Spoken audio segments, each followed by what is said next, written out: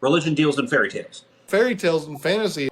Some of us live in reality where we can test things, and some of us try to live in fairy tale land where you don't ever have to test anything, and you think that's okay, and that's a somehow smart way of living. Study quantum physics. You're talking to me, guys.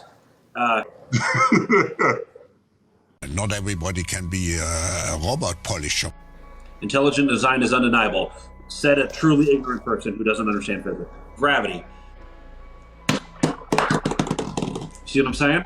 How planets form, how gases form to form the first stars under the force of gravity, especially in a vacuum of space. That force is gravity. Gravity. That's called gravity. So that's how rotations work.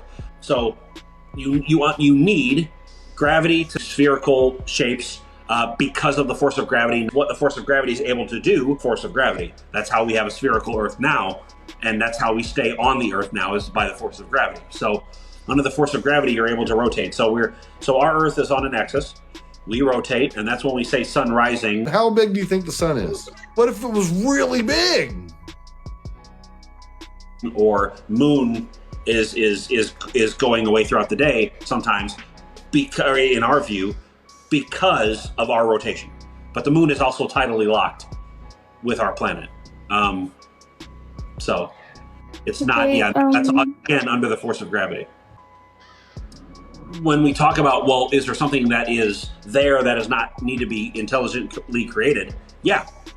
Anything in our natural universe that we have, like the planets, stars, galaxies that form, we don't require a God figure to do that. We don't require an intelligent designer to do that. It requires, again, forming under the fundamental forces of physics. That's what it takes. So, and gravity being a huge one of them. Do you believe in the Big Bang? I assume you do. Well, we have overwhelming evidence that it actually took place. I don't believe in the soul, because we would need proof that it exists. Welcome people into the atheist fold. It's always good. And as usual, it's a very long path from, a lot of times I start with people that are very locked in, and then over time, eventually they move into, a relaxed Christian that believes in science. Then eventually it's like, kind of wishy-washy, and then eventually It's more like a deist, and then eventually it's, then maybe they'll go pagan or Satanist for a while just to make fun of Christians. And then eventually they'll be like, grow up and be atheist, like a normal person. Satanism's fun, right? If I had to pick one.